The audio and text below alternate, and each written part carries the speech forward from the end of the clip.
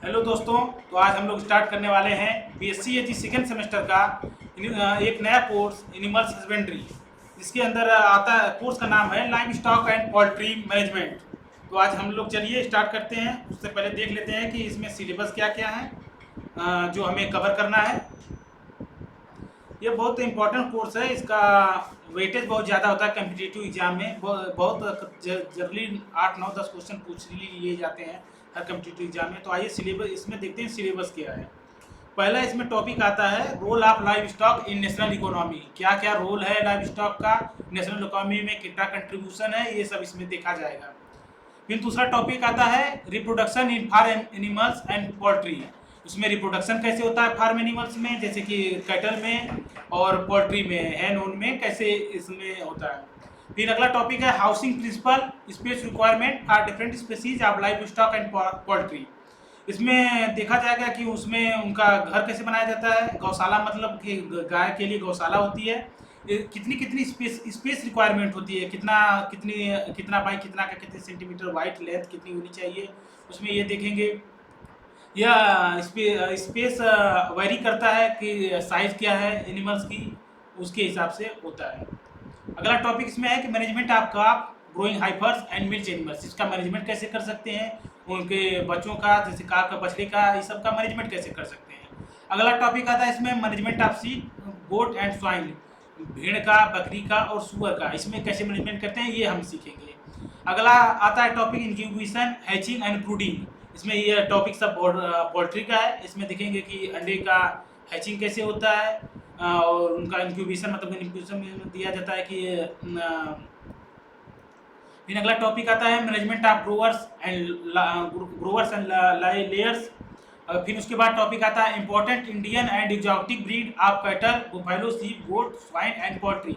इसमें हम लोग इंडियन भारतीय ब्रीड देखेंगे और एग्जॉटिक ब्रीड मतलब बाहरी विदेशी कौन सी ब्रीड है, ये कैटल की, बुफैलो की, बाकी सब की, ये सब देखेंगे। फिर अगला टॉपिक इसमें आता है improvement of farm animals and poultry. Farm animals में कैसे इंप्रूवमेंट कर सकते हैं, पोल्ट्री के अंदर कैसे इंप्रूवमेंट कर सकते हैं कि उनकी ईल्ड ज़्यादा हो, एग लेइंग कैपेसिटी उनकी ज़्यादा हो, ये सब देखेंगे। फिर उसके बाद अगला टॉपिक आएगा digestion in live stock and poultry, और उसके अंदर क्लासिफिकेशन फीड स्टफ का, कि वो क्या क्या खाते हैं, कैसा उनको दिया जाता है, बल्क फीड कराया जाता है कि कंसनट्रेटेड फीड कराया जाता है, ये सब देखेंगे। फिर उसके बाद आता है approximate principle of feed nutrient and their function. उसमें देखेंगे कि फीड में न्यूट्रिएंट कितना है और उसके फंक्शंस क्या है, उसके फंक्शन मतलब कि उनके जानवरों के में उनके रोल क्या है, उनके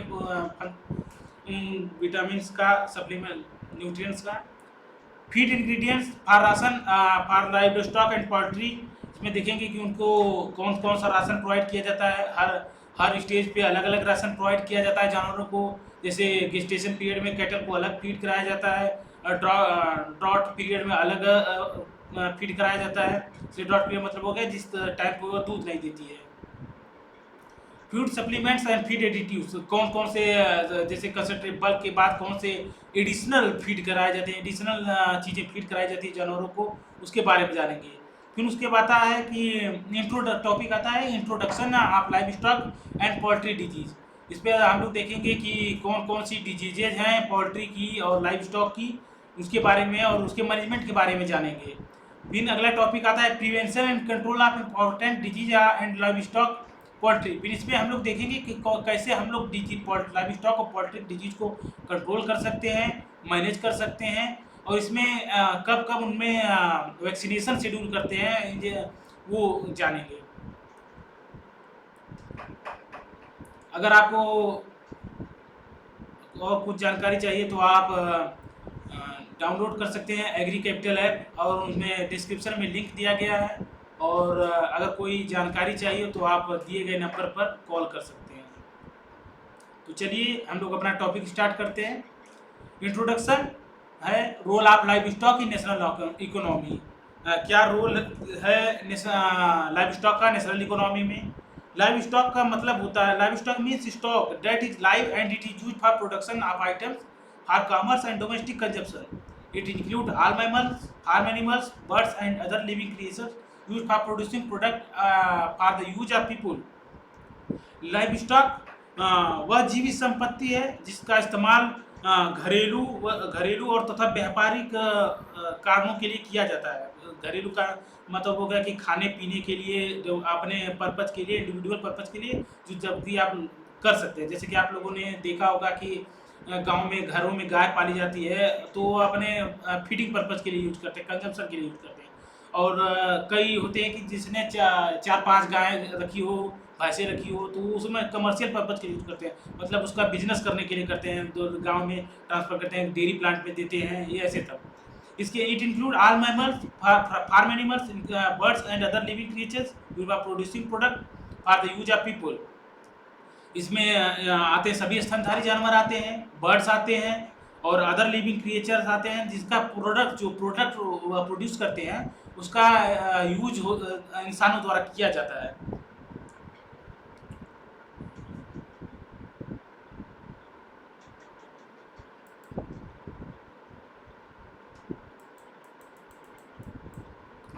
और फिर हम लोग देखेंगे पोल्ट्री क्या होती है। Poultry refers to all the domesticated species of bird reared for egg, meat and feathers. It include chicken, duck, quail, geese, turkey, guinea fowl and pigeon.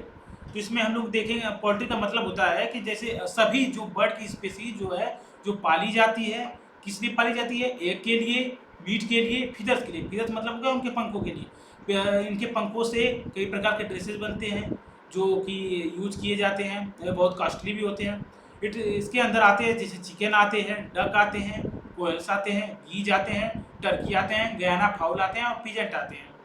ठीक है, तो आइए आपको दिखा देते हैं पिक्चर की कोयल, गीज, टर्की क्या होती है, जिससे आपका डाउट क्लियर हो जाए कि ये क्या कौन सी चीज़ें होती हैं।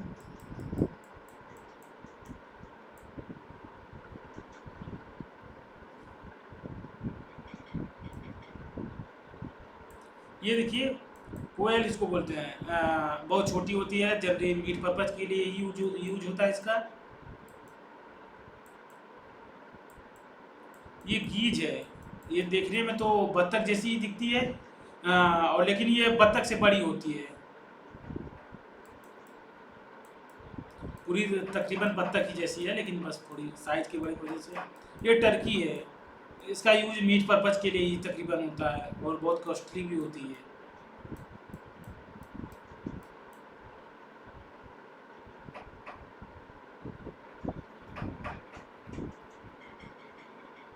और एक गयाना,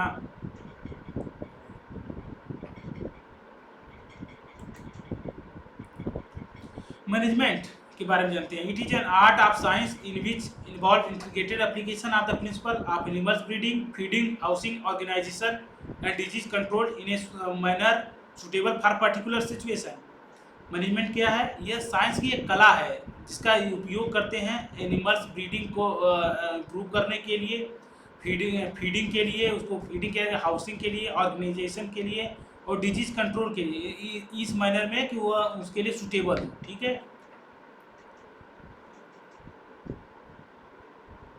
इसको इस तरीके से भी बोल सकते हैं कि यह एक विज्ञान की कला है जिसमें पशुपालन के सभी सिद्धांतों को फॉलो किया जाता है, जिससे पशु का पशु प्रजनन, आहार, आवास, संगठन और रोग नियंत्रण आदि को अच्छे परिस्थिति अनुसार किया जा सके। ठीक है, अब देखते हैं role of livestock in national economy.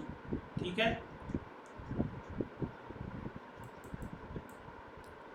Dairy देखिए, dairy is the single largest agriculture commodity contributing 5% of the national economy and livestock producer livelihood to 2/3 of rural community. It provide employment to about 8.8% of the population in India. Dairy देखिए agriculture sector की वो सबसे largest community sector, मतलब community है, sector है, जो contribute करता है 5% नेशनल इकोनॉमी में। इंडियन नेशनल इकोनॉमी में 5% कंट्रीब्यूशन करता है। Livestock provide livelihood to 2/3 of rural community. यह लाइव स्टॉक प्रोवाइड करता है 2/3 जनसंख्या को, रूरल कम्युनिटी की 2/3 जनसंख्या, गांव की जनसंख्या को लाइवहुड मतलब क्या बोलते हैं उसको, जीने का आधार प्रोवाइड करता है, मतलब इनकम प्रोवाइड करता है, इस तरह से। It provide employment to 8.8% of the population in India. यह तक भारत में 8.8% लोगों को एम्प्लॉयमेंट प्रोवाइड करता है, ठीक है, जो कि तकरीबन 8 करोड़ होते हैं। According to NSO, the gross value added of livestock sector is about 12,27,766 crore at current price during 2021 financial year 2021 से 2022 तक।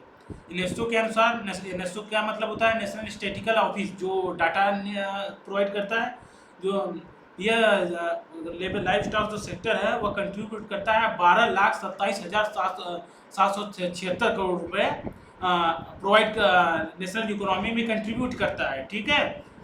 जो कि डाटा जो करंट प्राइस है फाइनेंशियल ईयर 2021-2022 का, ठीक है।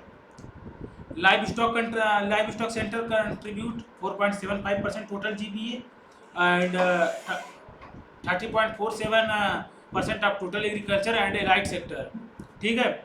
लाइव स्टॉक सेक्टर जो है कंट्रीब्यूट करता है 4.75% टोटल जीबीए का। जीबीए का मतलब होता है ग्रास वैल्यू एडेड, ठीक है। और 30.47% कंट्रीब्यूट करता है टोटल एग्रीकल्चर और एलाइड सेक्टर में, ठीक है। एग्रीकल्चर से जुड़े हुए सेक्टर उसमें प्रोवाइड करता है। इंडिया की रैंक देखते हैं। इंडिया की रैंक पहली है मिल्क प्रोडक्शन में, और यह कंट्रीब्यूट करता है तकरीबन 24.5% ग्लोबल मिल्क प्रोडक्शन का, ठीक है। ये इंडिया तकरीबन जो वाइट रिवोल्यूशन आया है उसके बाद से ही तकरीबन ये पहले ही पर ही है मिल्क प्रोडक्शन में। और देखते हैं आगे। Annual growth rate of milk production in India is 3.83%। Annual जो ग्रोथ होती है मिल्क प्रोडक्शन में, जो इंक्रीज होता है हर साल 3.83% है। 2022-23 का ये डाटा है। As per the FAO dairy market review 2023, milk production in India is estimated to reach 236.35 million ton in 2023-24, registering a growth of 2.5% over the last year, beating the world average growth rate. FAO के data के अनुसार, जो 2023 में उसने review किया था, उसके हिसाब से जो मिल्क प्रोडक्शन इंडिया में होता है वह तकरीबन अब पहुंच चुका है 236.35 मिलियन टन। 2023-24 का डाटा है, ये इतना पहुंच चुका है प्रोडक्शन होता है उसमें। और जिसमें ग्रोथ रजिस्टर की गई थी कि एनुअल ग्रोथ 2.5% बढ़ी है प्रीवियस ईयर मतलब लास्ट ईयर से 2022-23 के हिसाब से। अब देखते हैं contribution of livestock to people. Livestock का कंट्रीब्यूशन क्या है लोगों के जीवन में। फूड में देखिए उसका क्या कंट्रीब्यूशन है। फूड में यूज होता है, मिल्क के लिए होता है, मीट के लिए होता है, उसका ब्लड में हो गया, जैसे कि कई फर्टिलाइजर बनाए जाते हैं उसमें हो गया। डेयरी प्रोडक्ट हो गया तो कर्ड हो गया, घी हो गया, लस्सी हो गया, और भी प्रोडक्ट होते हैं। फाइबर्स एंड स्किन्स में हो गया, इसका फीचर्स हो गया, जैसे यूज अभी बताया गया, तो ड्रेस के लिए यूज होता है। लेदर का यूज होता है, जूते चप्पल बेल्ट में होता है। उसकी सबसे बड़ी हब है कानपुर में। ड्राफ्ट मतलब होता है कि जैसे इसमें बैलों का यूज होता है, जैसे कि खेत में काम करवाने के लिए और बाकी अलग पर्पज़ के लिए इसमें यूज होता है। इसके अंदर बुलक कार्ट व्हील, जैसे एग्जांपल है bullock cart wheel. Water lifting जैसे हम लोग राजस्थान में देखते हैं कि कुएँ से पानी या कुएँ से पानी निकालने के लिए इसका यूज होता है।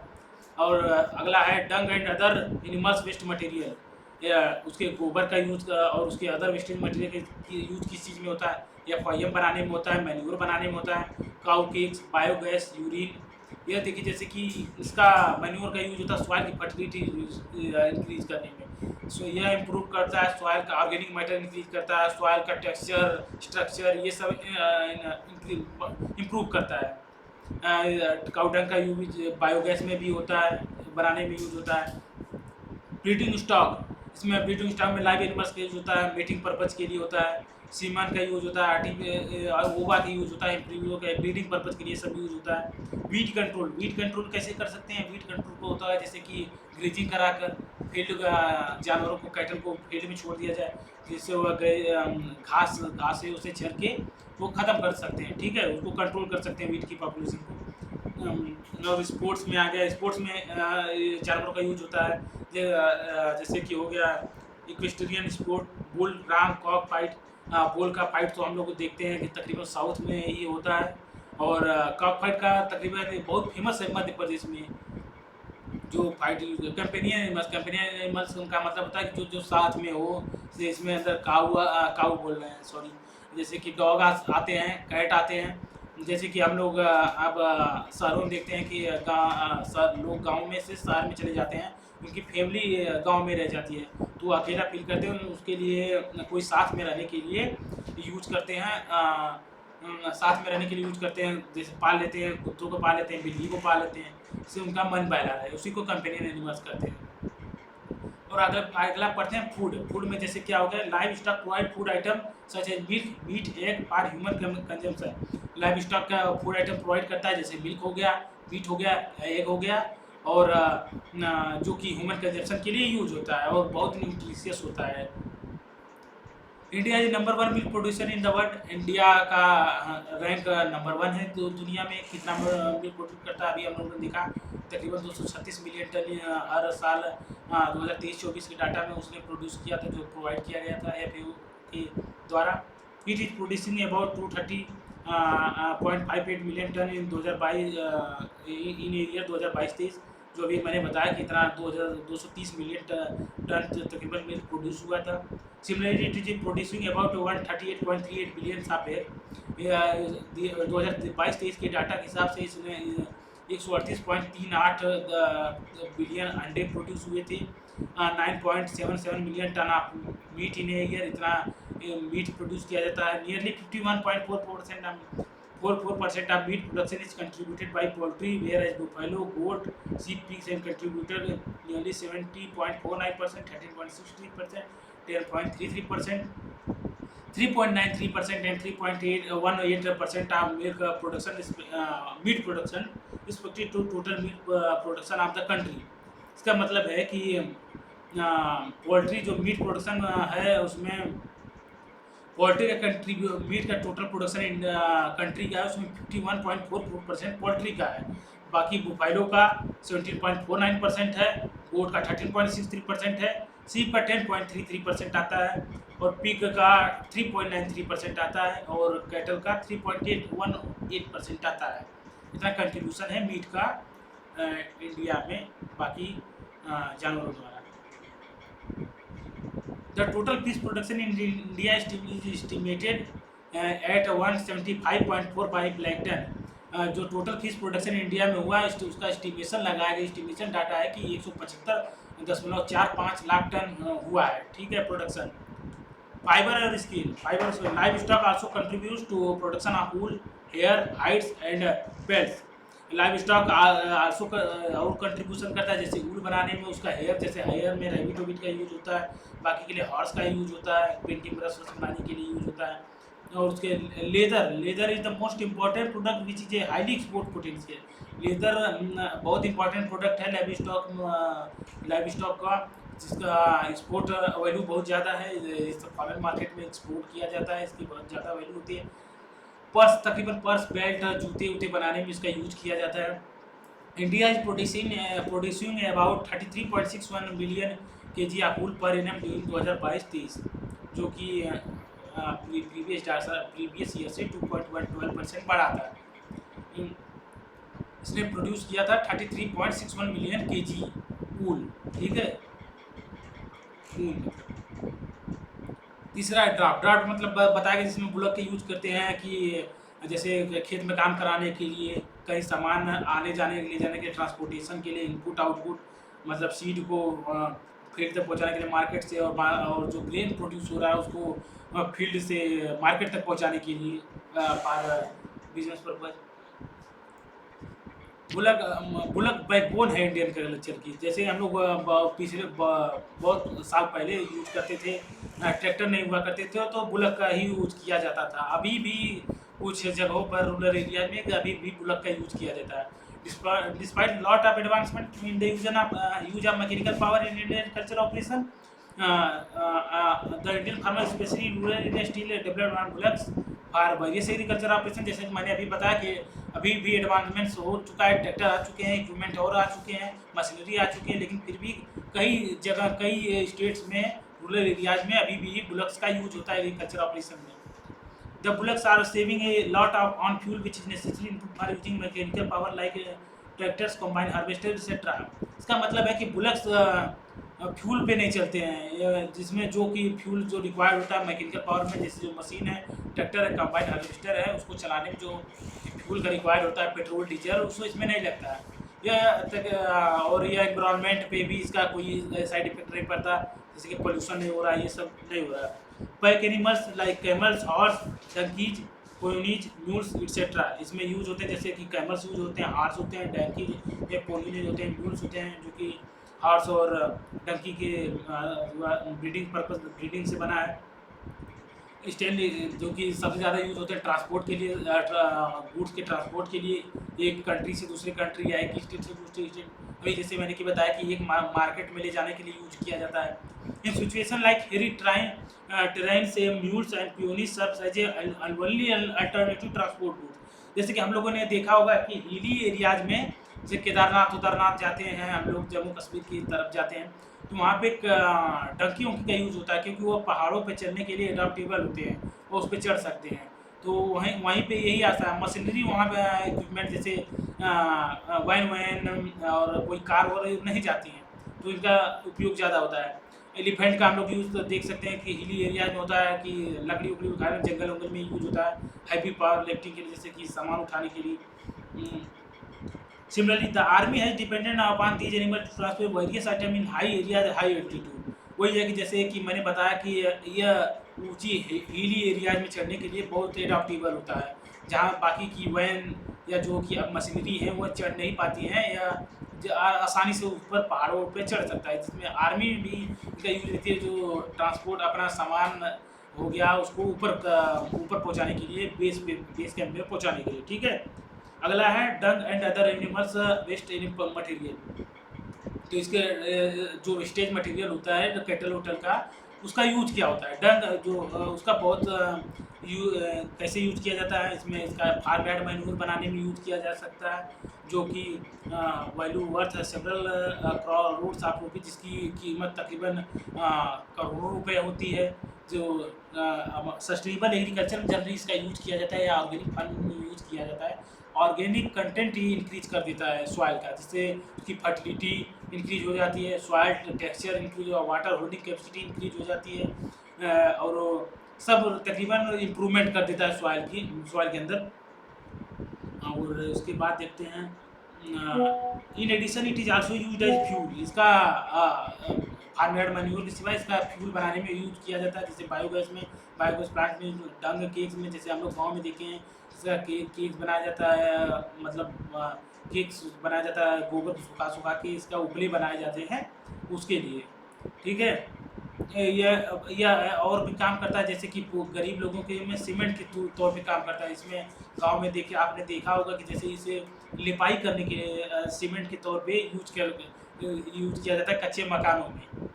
स्टोरेज, लाइव स्टॉक को कंसीडर किया जाता है मूविंग बैंक, बिकॉज आप देयर पोटेंशियल टू डिस्पोज आप ड्यूरिंग इमरजेंसी। जैसे इसको मूविंग बैंक किया जाता है कि जैसे अगर कोई आपको ज़रूरत पड़ जाए इमरजेंसी में, तो इसको आप बेच के, चाहे इसको उसको क्या बोलते हैं, जैसे कि आप इसको रख के किसी के पास, जैसे किसी को दे के उसके बदले आप पैसा ले सकते हैं कि मैं पैसा लौटाऊंगा तो आप मुझे वापस कर दीजिएगा, इस तरह रख सकते हैं, बीच उस पर रख सकते हैं। ठीक है, they serve as a capital in case landless agriculture labours, many times it is only capital use project. या मतलब कि फाइनेंस की तरह होता है, वही मनी है जो उसके पास लेबरों के पास और मतलब किसानों के पास ज़मीन नहीं होती है, वो उनके लिए यही एक साधन होता है, जिससे वह इमरजेंसी में और बाकी अपनी ज़िंदगी गुजारने के लिए यूज कर सकते हैं। जैसे कि उनका दूध बेच के कर सकते हैं, उनका बाकी का वेस्टेज मटेरियल जैसे डंग यूज करके उसका केक वो बनाकर यूज कर सकते हैं। केक मतलब हो गया कि उपले बनाकर यूज कर सकते हैं, बेच के उसका मनी कमा के, पैसे कमा के यूज कर सकते हैं। Life stock serve as an asset in case of emergency, this serve as a guarantee for available loan from the local such as money lender. जैसे कि मैंने अभी बताया कि जैसे कि इसका यूज कर सकते हैं इमरजेंसी के टाइम पे, इसका किसी को बेच के कर सकते हैं, और या किसी को जमींदार को दे के उससे पहले लोन ले सकते हैं। वीड कंट्रोल मैंने जैसे अभी आपको पहले बताया कि बायोलॉजिकल कंट्रोल के रूप में यूज हो सकता है। जैसे कि आप लाइव स्टॉक को या जानवरों को, कैटल को छोड़ दें, पेट में छोड़ दें और वो ग्रेजिंग करके, जैसे मतलब चारा चारा उसको चर के बोला जाता है, जैसे दूसरी भाषा में बोला जाता है चर के उसको ख़त्म कर सकते हैं, उनके पॉपुलेशन को कंट्रोल कर सकते हैं। ठीक है, इसका उपयोग स्पोर्ट्स में होता है। जल्लीकट्टू, जैसे मैंने अभी बताया था कि साउथ में बुल का उपयोग किया जाता है जल्लीकट्टू के लिए। मध्य प्रदेश में असील का यूज़ किया जाता है लड़ाई के लिए। लड़ाई के लिए, मुर्गों की लड़ाई के लिए बहुत फेमस है वहाँ पे। ठीक है, बैन है, लेकिन ये बैन भी है, लेकिन अभी होता है, ये चोरी से काम सकते हैं ये। नौवा कंपनियन मैंने जैसे बताया कि अभी आप लोगों को बताया कि जो हम लोग के साथ रहें, जो जैसे कि गाँवों में सब लोग चले जाते हैं या शहरों में ही लोग चले जाते हैं, बच्चे परिवार छोटे छोटे हो जाते हैं, तो साथ देने के लिए कोई होता है। अकेला यंग जो ओल्डर पेरेंट्स होते हैं अकेला महसूस करते हैं, तो कुत्ते बिल्ली को पाला जाता है जो साथ साथ उनके रहते हैं, उसी को। और ये कुत्ते का उपयोग जनरली कब से हो रहा है या किस टाइम से हो रहा है, ये मेमोरियल है, अभी पता नहीं है कब से हो रहा है, लेकिन बहुत पहले जब से है तब से हो रहा है। Role of livestock in farmer economy. Livestock का रोल क्या है फार्मर की इकोनॉमी में? अभी तो हम लोग नेशनल इकोनॉमी में पढ़ रहे थे कि क्या है, अब देखते हैं फार्मर के अंदर इकोनॉमी में क्या, उसको क्या करवाता है, मतलब प्रोवाइड करता है, कोई रोल है उसके livelihood. The livestock play an important role in economy of farmer. बहुत इंपॉर्टेंट रोल प्ले करता है livestock. The farmers in India maintain mixed farming system, combination of crop livestock where the output of one enterprise become the input for other enterprise।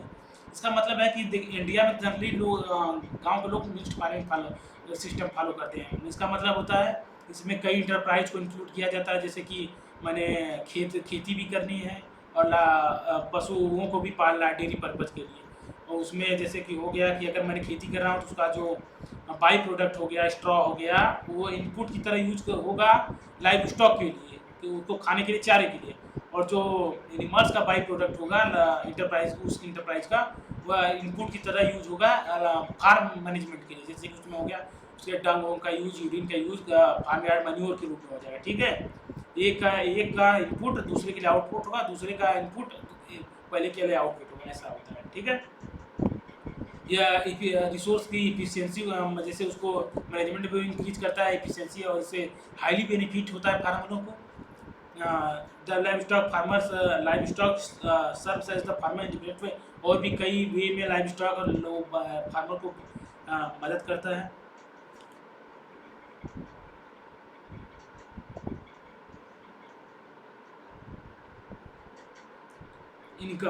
Income में देखें क्या इसका role है। Live stock is the source of subsidy for many families in India, specially resource poor who maintain few heads of animals.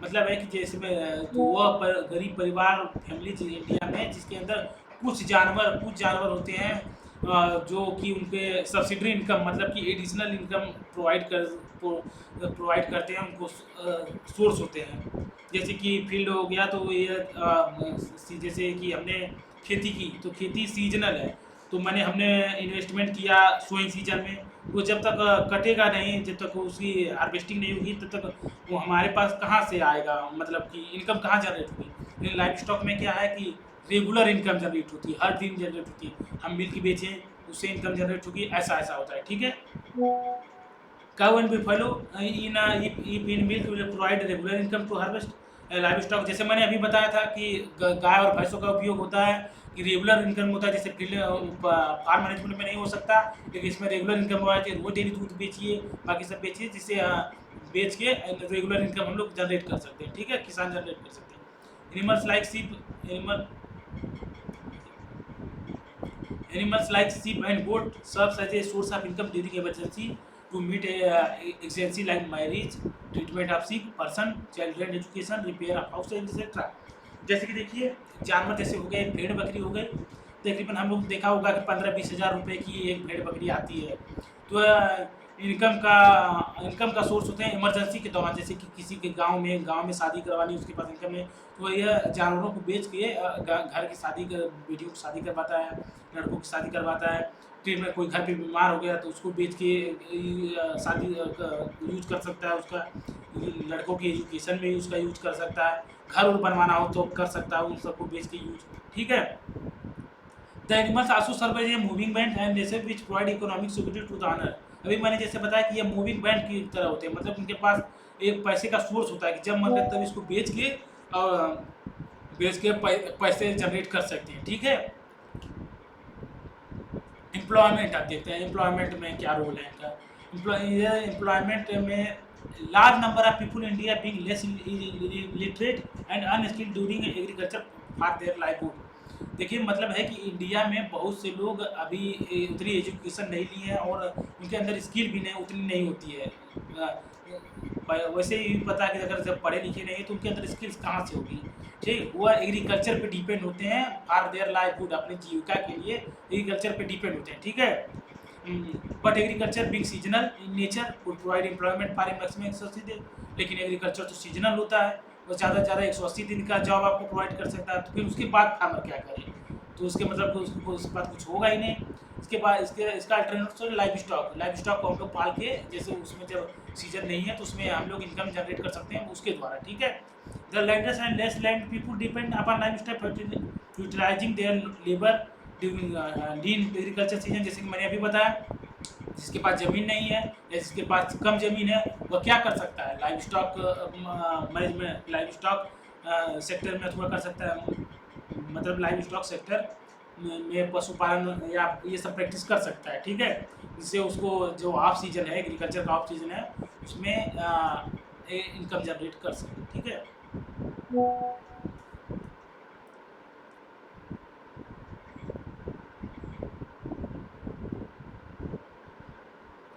Food में देखते हैं क्या है। Livestock products such as milk, meat and egg are the important source of animals protein to the members of livestock owners. Livestock products में जैसे मैंने बता चुका हूँ कि मिल्क आते हैं, मीट आते हैं, एग आते हैं और भी बहुत कुछ चीज़ आते हैं जो इंपॉर्टेंट सोर्स है एनिमल्स प्रोटीन का। एक जैसे कि एनिमल्स प्रोटीन का नॉनवेज लोगों के लिए एनिमल्स प्रोटीन का सोर्स है, ठीक है। वेज लोगों के लिए मिल्क हो गया, बाकी अदर लाइव सीरियल्स हो गए, पल्सेस हो गए, ये और लाइव होता है प्रोटीन का सोर्स होता है, ठीक है। The per capita availability of milk is around 459 gram per day है और एक तकरीबन की पर कैपिटा जो अवेलेबिलिटी है मिल्क की हर आदमी के लिए 459 ग्राम है, ठीक है। एक दिन के 459 ग्राम अवेलेबल है इंडिया में। और एक कितना अवेलेबल है लोगों के लिए, 101 अंडे एनुअली, मतलब हर साल एक आदमी के लिए 101 अंडे अवेलेबल है, ठीक है। मीट कितना है हर आदमी के लिए एक साल में 700 सॉरी 7 किलो मीट अवेलेबल है। ये डाटा है 2022-23 का, ठीक है। Social security, the animals offer social security to the owner in terms of their status in the society. Social security मतलब हो गया कि जैसे कि लैंड किसी के पास जमीन वमीन नहीं है तो सिक्योरिटी जैसे इज्जत देखते हैं कि अगर किसी के पास कुछ नहीं होता तो उनकी कोई इज्जत नहीं करता, तो यह जैसे कि उनका स्टेटस बनाए रखता है। जैसे कि इनकम कुछ जनरेट कर रहा है तो उनका स्टेटस है, ज़मीन नहीं है तो कुछ तो है उनके पास, ऐसा है इसको social security. The family specially the land which own animals are better place than those who do not. देखिए जैसे मैंने अभी बताया था कि जिस लोगों के पास ज़मीन नहीं है जो और वो जानवर पालते हैं, जैसे एनिमल्स पालते हैं, डोमेस्टिकेटेड एनिमल्स पालते हैं, उनका क्या बोलते हैं कि उनका सोसाइटी में अलग होता है, मतलब स्टेटस अलग होता है, ठीक है, जो बाकी लोगों का नहीं होता, जिसके पास नहीं है। Gifting of animals during marriage in very common phenomena in different parts of country. ये देखिए कि जैसे कुछ साल पहले जैसे कि 90s या 20s में हम लोगों ने देखा होगा कि शादियों के दौरान पंडित जी लोगों को गाय प्रोवाइड की जाती थी, गाय दान की जाती थी, ये सब किया जाता था। तो वही है कि यह कल्चरल प्रैक्टिस है जो इंडिया में अभी भी कई जगह पे होती है। Rearing of animals is a part of Indian agriculture. जानवरों को पालना ये इंडियन कल्चर का एक पार्ट है। और animals are use for various social religious function. Animals का सोशल रिलीजियस फंक्शन में कई फंक्शन यूज होता है, जैसे हम लोगों ने देखा होगा कि घोड़े हाथियों का उपयोग शादी में होता है और भी बाकी और पूजा पाठ में होता है, बाकी सब ऐसी चीज़ों में होता है, ठीक है। Cow for house warming ceremony, Ram's bugs and chicken sacrifice during festival season. गाँव का गाय का उपयोग होता है जैसे कि कोई फंक्शन, कोई पूजा करने वाली चीज़ हो गई तब गाय का पूजा किया जाता है, जैसे फंक्शन में यूज किया जाता है। राम हो गया, बग हो गया, चिकन हो गया, इनको बलिदान दे मतलब काटा जाता है, बलिदान दे जाता है। फेस्टिव सीजन में जैसे होली में यूज किया तकरीबन खाया जाता है इसको कि मीट किया जाता है। Bulls and cow are worshipped during various religious function, जैसे मैंने अभी बताया था कि गाय का और सांड, जैसे बुल को सांड बोलते हैं, तो इन सब का यूज पूजा के में किया जाता है। साउथ में भी पूजा में किया जाता है, बाकी पूरे ऑल ओवर इंडिया में इसका रिलीजियस जो फंक्शन होता है पूजा पाठ में उसमें किया जाता है। ठीक है। Many owner develop attachment to them, मतलब है कि जैसे कि हम लोग कोई भी जानवर पालते हैं तो उससे पाले रहते हैं, उससे अटैचमेंट हो जाता है। तो वही बता रहा है कि इसमें कि जानवर को जो पालते हैं तो ऑनर का उससे अटैचमेंट हो जाता है। ठीक है। ड्राफ्ट अभी मैंने बता ही चुका हूँ पिछले, लेकिन फिर भी बता देता हूँ दोबारा। Draft bullock are the backbone of Indian agriculture, backbone की तरह काम करते हैं बुलक इंडियन एग्रीकल्चर में। फार्मर स्पेशली जो कि छोटे फार्मर होते हैं, मार्जिनल फार्मर होते हैं, वो बुलक पे, सांड पे, बैलों पे डिपेंड होते हैं प्लाउइंग करने के लिए, जैसे खेत को जोतने के लिए, काटिंग, सामान इधर उधर ट्रांसपोर्टेशन के लिए, both input and output. Input output जैसे बताया गया कि मार्केट से अगर सीड आपको लाना है फील्ड में तो ट्रांसपोर्टेशन मार्केट से टू फील्ड कर सकते हैं। और जैसे आउटपुट का करना है, आउटपुट में हो गया जैसे ग्रेन्स को अगर आपको यहाँ मार्केट फील्ड से मार्केट लेके जाना है तो उसमें यूज कर सकते हैं। ठीक है। डंग, डंग क्या जैसे कि बाई प्रोडक्ट है, वेस्ट बाई प्रोडक्ट या वेस्ट प्रोडक्ट है लाइव स्टॉक का। ठीक है। ये rural area dung use for several purpose, which include food, dung cakes, fertiliser and plastic material. मैं बता ही चुका हूँ कि यह बहुत से सेवरल यूज में होता है, फूल बनाने के लिए होता है, डंग केक जैसे कि मैंने बताया था उपले बनाने के लिए होता है, फर्टिलाइजर फार्म यार्ड मैन्यूर बनाने के लिए होता है, एफआईएम जिसका मतलब होता है प्लास्टिक मटेरियल, सीमेंट की तरह काम करता है। जैसे कच्चे घर हो गए तो वहाँ पर सीमेंट की तरह यूज किया जाता है, प्लास्टिक के लिए यूज किया जाता है। ठीक है। 20th लाइव स्टॉक सेंसस जो हुआ था उसके 2019 में, उसके हिसाब से पॉपुलेशन कितनी है और रैंक कितनी है इंडिया में, कैटल की रैंक कितनी है। देखिए कैटल मतलब होता है कि जो गाय हो गए उसके बच्चे हो गए उसको कैटल बोलते हैं। ठीक है। अब और बुल हो गए उसको कैटल में आते हैं। कैटल देखिए, कैटल में इंडिया की रैंकिंग सेकेंड है। ठीक है। अब बुफेलो में इंडिया की रैंकिंग फर्स्ट है। टोटल पॉइंट टोटल पॉइंट में मतलब हो गया कि कैटल बुफेलो दोनों ऐड करके मिला के उसमें फर्स्ट रैंकिंग है। सिप में थर्ड रैंकिंग है ऑल ओवर वर्ल्ड में। ठीक है, इंडिया की। गोट में सेकंड रैंकिंग है ऑल ओवर वर्ल्ड में इंडिया की। पोल्ट्री में 7th रैंकिंग है। ठीक है। ये देखते हैं सेंसस के हिसाब से। 2012 में जो 19th सेंसस हुआ था लाइव स्टॉक सेंसस, उसके हिसाब से कितना था। कैटल की पॉपुलेशन 190.9 मिलियन थी, 9 मिलियन थी। बुफेलो की 108.7 मिलियन थी और मिथुन की 0.3 मिलियन थी। ठीक है। ये डाटा है, आपको तो याद करना पड़ेगा, ऐसे समझ में मतलब समझ में क्या आएगा लेकिन आपको याद करना पड़ेगा। ठीक है। और फिर 2020 के मतलब 2019 में जो 20वां लाइव स्टॉक सेंसस हुआ उसके हिसाब से कितना था, 193 मिलियन था। ठीक है। वो वैल्यू की पॉपुलेशन कितनी हुई थी, 109.85 मिलियन। याक की कितनी थी, 0.06 मिलियन। मिथुन की 0.39 मिलियन। ठीक है। ग्रोथ रेट कितना हुआ था कंपेयर में 2012 से 2019 में, 19 के कंपेयर में कैटल में कितना इंक्रीज हुआ था, 1.34% इंक्रीज हुआ कैटल की पॉपुलेशन। ठीक है। बुफेलो में 1.06% इंक्रीज हुआ। याक में 25% घट गया वो पॉपुलेशन। ठीक है। मिथुन में क्या हुआ, 30% इंक्रीज हुआ पॉपुलेशन में। ठीक है। टोटल बोआइन देखिए 2019 में 2012 में मतलब 19वां सेंसस 2012 में तो टोटल पॉपुलेशन थी बोआइन की, मतलब कि टोटल कैटल बुफेलो सब ऐड करके तो कितनी थी, 299.98 मिलियन थी। ठीक है। 2019 में कितना हुई, जो 20वां सेंसस हुआ 303.676 मिलियन। ठीक है। और इसमें ग्रोथ रेट कितना हुआ, कितना परसेंट इंक्रीज हुआ पॉपुलेशन में, 1.26%। ठीक है।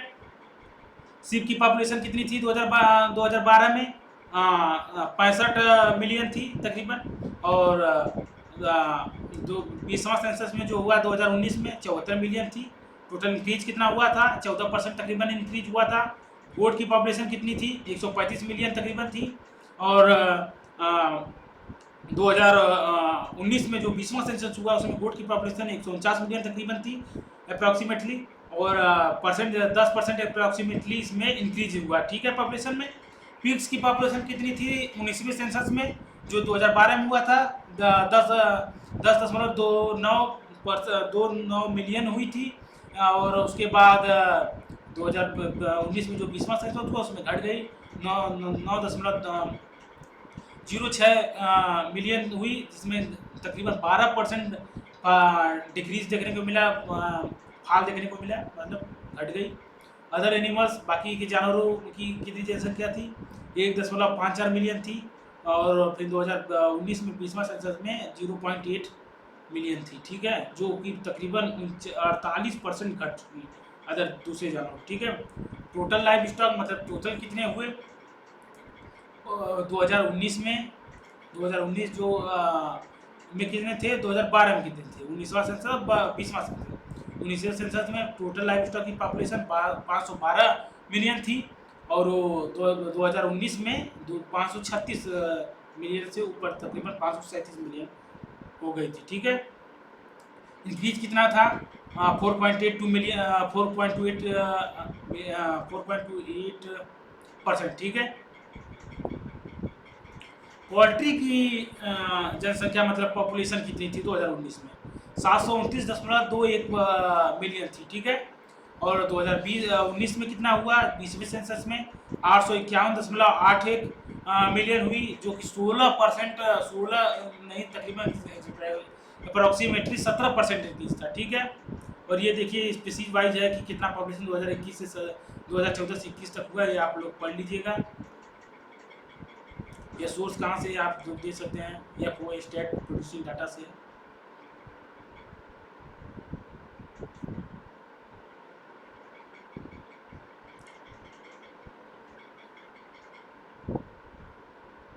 प्रोडक्शन देख सकते हैं, लाइव स्टॉक इन इंडिया है, राजस्थान में कितना कितना प्रोडक्शन है, ये सब देख सकते हैं। मिल्क प्रोडक्शन देखिए कि अभी मैंने बताया कि जब से वाइट रिवोल्यूशन हुआ तब से इंडिया का रैंकिंग फर्स्ट ही है मिल्क में। अभी देखिए 2022-23 के डाटा के हिसाब से 459 ग्राम, जैसे मैंने बताया 459 ग्राम पर कैपिटा मतलब कि अवेबिलिटी पर पर्सन अवेबिलिटी 459 ग्राम है, ठीक है। और टोटल प्रोडक्शन तो 230.58 मिलियन टन है, ठीक है। रैंकिंग कितने? यूपी के रैंकिंग सबसे फर्स्ट आती है मिल्क प्रोडक्शन में, जो कि टोटल इंडिया के मिल्क प्रोडक्शन में 15.72% कंट्रीब्यूशन करता है यह इसमें है। और अगर यील्ड की क्वांटिटी के तौर पे देखा जाए तो 36.24 मिलियन टन कंट्रीब्यूट करता है। सेकेंड रैंकिंग राजस्थान की है, 33.3 मिलियन टन कंट्रीब्यूट करता है, ठीक है। और राजस्थान में ये देखिए राजस्थान में कि सबसे ज़्यादा अवेबिलिटी है पर पर्सन अवेबिलिटी 1138 ग्राम है, ठीक है, दूध की। एक प्रोडक्शन क्या था बिलियन में नंबर दिया गया है, इंडिया की रैंकिंग थर्ड आती है इसमें 138.38 बिलियन एक प्रोड्यूस हुआ था। और पर पर्सन एनुअल में, जैसे कि हर साल 101 आदमी पे हर साल 101 अंडे उपलब्ध होते हैं, ठीक है। आंध्र प्रदेश सबसे ज़्यादा कंट्रीब्यूशन करता है अंडों में, ये एक बाउल ऑफ इंडिया है शायद। और इसको टोटल कंट्रीब्यूशन इंडिया का 20.13% है, ठीक है। और दूसरी रैंकिंग आती है इसमें तमिलनाडु की, जो कि कंट्रीब्यूशन करता है 15.58%, ठीक है, टोटल एक का प्रोडक्शन का, ठीक है। मीट प्रोडक्शन 9.77 मिलियन टन होता है पर पर्सन अवेबिलिटी कितनी है हर साल के लिए? 7 किलो अवेबिलिटी है।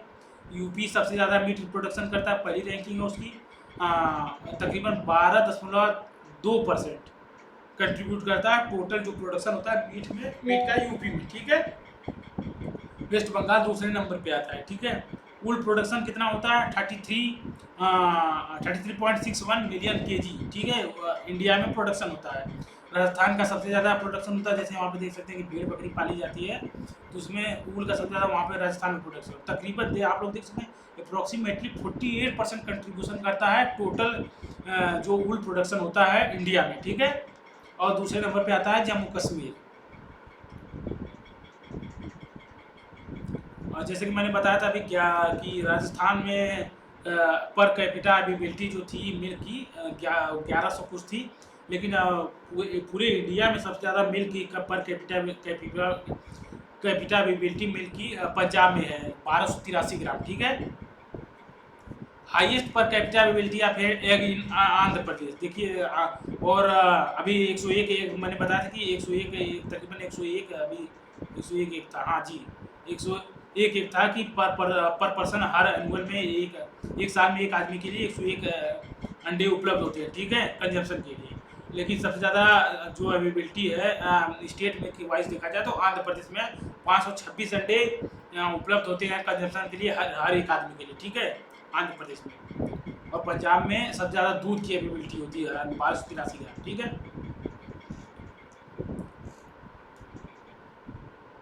एवरेज यील्ड रेट देखते हैं कि हम मिल्क में कितना मिल्क होता है ब्रीड से। एक्जॉटिक काऊ जो एक्जॉटिक काऊ मतलब जो बाहरी काऊ होती हैं, हार्मलेस काऊ होती हैं, उसमें 11 तकरीबन 11.42 के जी दूध उत्पन्न होता है पर डे, ठीक है। क्रॉस ब्रीड काऊ जो क्रॉसिंग से बनाई जाती है, बाकी ब्रीडिंग करके बनाई जाती है, उसमें तकरीबन 8.5 के जी दूध देती है पर डे में। इंडिजिनियस काऊ मतलब कि इंडियन काऊ जो है इसकी थोड़ी कम होती है, लेकिन 5% ज़्यादा होता है इसमें, 4.17 किलो दूध उत्पन्न करती है। नॉट डिस्क्रिप्टिव काऊ जिसका मतलब डिस्क्रिप्शन नहीं है, कोई कौन सी ब्रीड है ये नहीं पता होता है, जो रूरल एरिया में होती है तक उसका प्रोडक्ट यील्ड होता है 2.87 किलो, ठीक है। इंडिजिनियस बुफाइलो का कितना होता है, जो इंडियन बुफाइलो है 6.76 के जी, ठीक है, एक दिन में। नॉन डिस्क्रिप्टिव बुफाइलो जो डाटा में नहीं है कि कौन सी वैरायटी मतलब कौन सी ब्रीड है, वो उसका होता है कि 4.82 के जी प्रोड्यूस करते हैं। गोट कितने करती है, तकरीबन आधा किलो दूध हर दिन, ठीक है। अब स्टेट वाइड मिल्क प्रोडक्शन देख सकते हैं डाटा 2022-23 का, ठीक है। इंडिजिनियस बुफाइलो देखिए कितना कंट्रीब्यूशन है दूध में, 30 टोटल जो मिल्क प्रोडक्शन होता है इंडिया में उसमें कितना कंट्रीब्यूशन है 31.94, तकरीबन 32% कंट्रीब्यूशन इंडिजिनियस बुफाइलो का है टोटल मिल्क प्रोडक्शन इंडिया में, ठीक है। जो कि और बाकी फिर देखिए नॉन डिस्क्रिप्टिव बुफाइलो, नॉन डिस्क्रिप्टिव जो बुफाइलो है उसका कंट्रीब्यूशन कितना है, 12.87% है बुफाइलो का, ठीक है। तकरीबन देखिए मेजर पोर्शन जो कंट्रीब्यूशन है मिल्क का कंट्रीब्यूशन इंडिया में बुफाइलो का है। गोट कितना कंट्रीब्यूट करती है मिल्क टोटल मिल्क प्रोडक्शन में, 3.30% कंट्रीब्यूट करती है। एक्जॉटिक काऊ जो विदेशी नस्लें हैं वो कितना करती है, 1.86% कंट्रीब्यूट करती हैं। क्रॉस ब्रीड काऊ जो एक इंडिजिनस काऊ और एक्जॉटिक काऊ को क्रॉस ब्रीड करके बनाई जाती है, उसका कंट्रीब्यूशन कितना है, 29.81% कंट्रीब्यूट करती है, ठीक है। इंडिजिनियस काऊ कितना करती है, जो इंडिया की ब्रीड है वो कितना करती है, देसी ब्रीड मतलब 10.73% करती है, तकरीबन 11% बोल सकते हैं कि कंट्रीब्यूशन इसका। नॉन डिस्क्रिप्टिव काऊ बताया जिसका डिस्क्रिप्शन नहीं है कि कौन सी ब्रीड है, वैसे गांव में तकरीबन यही होती है, तो वह उसका कंट्रीब्यूशन 9.5% है, ठीक है। ये बेसिक टर्मिनोलॉजी है जो हम लोग बाद में कवर करेंगे, अभी के लिए इतना ही, ठीक है। और कैसा लगा आपको वीडियो कमेंट करके जरूर बताइएगा, लाइक कीजिए, सब्सक्राइब कीजिए।